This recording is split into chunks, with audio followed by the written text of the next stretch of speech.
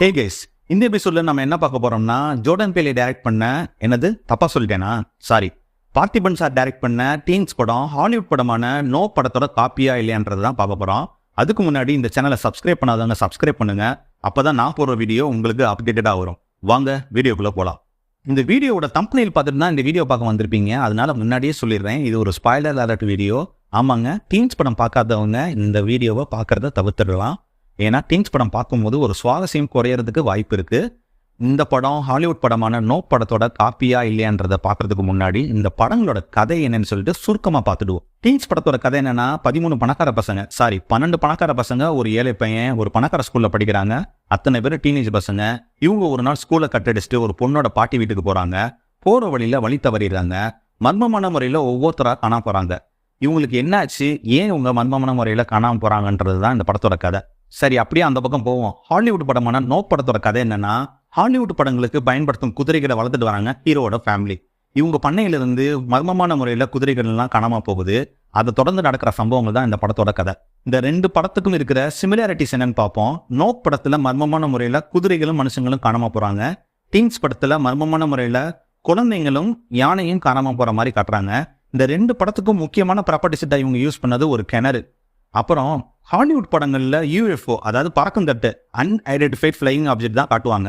ஆனா Jordan Pelé no படத்துல UAPA காமிச்சிருப்பாரு, அதாவது அன்ஐடென்டிஃபைட் ஏரியல் ஃபினோமினா. அந்த பொருளுக்கு உயிர் இருக்கிற மாதிரி காமிச்சிருப்பாங்க. பொதுவா ஏலியன்ஸ் பறக்கும் தட்டுல வரும், ஆனா பறக்கும் தட்டே ஏலியனா இருந்தா அதை தான் இந்த ரெண்டு படத்துலையும் சொல்றாங்க. ஒரு ஐடியாவில் இன்ஸ்பயர் ஆகி ஒரு சீனோ ஒரு படமோ எடுங்க, தப்பே கிடையாது. ஆனா இன்ஸ்பயர்டு பைன்னு சொல்லிட்டு அவங்க பேரை மென்ஷன் பண்ணுங்க.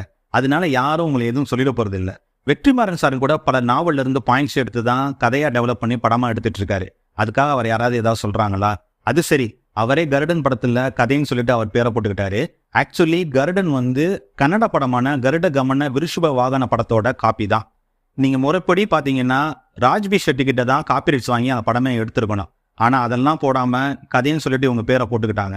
இந்த படத்தை பத்தி வீடியோ போடணும்னு சொல்லிட்டு ஸ்கிரிப்ட் எல்லாம் எழுதி ரெடி பண்ணியாச்சு. ஆனா கடைசி நேரத்துல அது வேணாம்னு சொல்லிட்டு விட்டுட்டேன். உங்களுக்கு வேணும்னா சொல்லுங்க, அதை ஒரு வீடியோவா போட்டுடலாம். இன்னைக்கு வர நியூ டைரக்டர்ஸ் வேர்ல்டு மூவிஸ் நிறைய பார்த்துட்டு அதுல வர ஐடியாஸ் எடுத்துட்டு பட்டி டிங்கரிங் பண்ணி ஒரு படமா எடுத்துட்டு பேர் வாங்கிட்டு போயிடுறாங்க. உதாரணத்துக்கு ஒரு சம்பவம் சொல்றேன். 2022 O2ன்னு ஒரு தமிழ் படம் வந்துச்சு. எத்தனை பேருக்கு ஞாபகம் இருக்குன்னு தெரியல. நயன்தாரா ஹீரோயினா நடிச்சிருப்பாங்க. அந்த படம் கூட டிஸ்னி ஹாட்ஸ்டார்ல இருக்கு. அந்த படத்தோட டைரக்டர் GS விக்னேஷ் சோசியல் மீடியால ஒரு டைம் லைன்ல காரசாரமா விவாதம் பண்ணிட்டு இருக்காரு. அது என்னன்னா, அந்த படம் பார்த்துட்டு ஒருத்தர் இது கொரியன் படமான டனல் மாதிரி இருக்குன்னு சொல்லி போட்டுட்டாரு. அது எப்படி நீங்க சொல்லலாம்னு சொல்லிட்டு அவர் சண்டைக்கு போயிட்டாரு டைரக்டரு.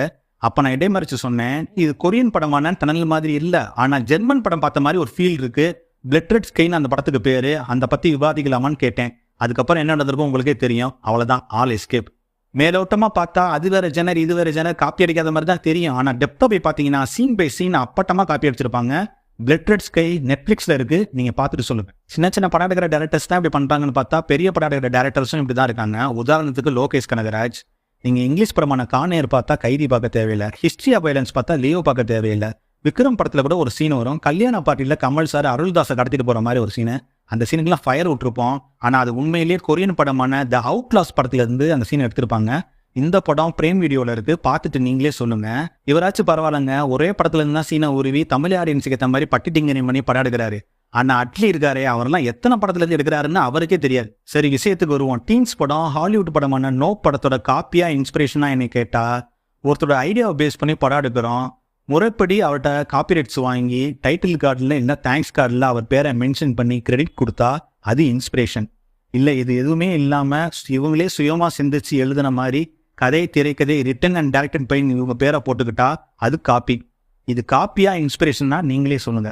இவங்க ஏன் இன்ஸ்பிரேஷன் சொல்லிட்டு எங்கேயும் மென்ஷன் பண்றது இல்லைன்னா, காப்பிரைட்ஸ் லா படி படைப்பாளிக்கு காசு தரணும். இன்னொருத்தர் ஐடியா வச்சு காசு மட்டும் சம்பாதிக்கணும். ஆனா அந்த ஐடியாவை யோசிச்சு கிரியேட்டர் பேர் கூட போட மாட்டாங்க. என்ன ரங்கா, இது நியாயமா? இந்த படம் இன்ஸ்பிரேஷனா காப்பியான்னு நீங்களே சொல்லுங்க. டீன்ஸ் படத்துல ஒரு டைலாக் வரும், தட்டுங்கள் திறக்கப்படும் சொல்றாங்க, ஆனா இங்க முட்டுனா கூட திறக்க மாட்டேதுன்னு. ஒருவேளை ஆஸ்கார் கதவை சொல்றாரா பார்த்திபன் சார்? டீன்ஸ் 2 வேற எடுக்கிறாரு. வாழ்த்துக்கள் சார். இந்த வீடியோ பிடிச்சிருந்துச்சுன்னா லைக் பண்ணுங்க, ஷேர் பண்ணுங்க, உங்கள் கருத்துக்களை கமெண்ட் செக்ஷன்ல பதிவு பண்ணுங்க. இந்த சேனலை சப்ஸ்கிரைப் பண்ணாதவங்க சப்ஸ்கிரைப் பண்ணுங்க. மீண்டும் அடுத்த வீடியோ சந்திப்போம். நான் உங்கள் கான்காட். நீங்கள் பார்த்து ரசித்தது சினிமா வித் கான்காட்.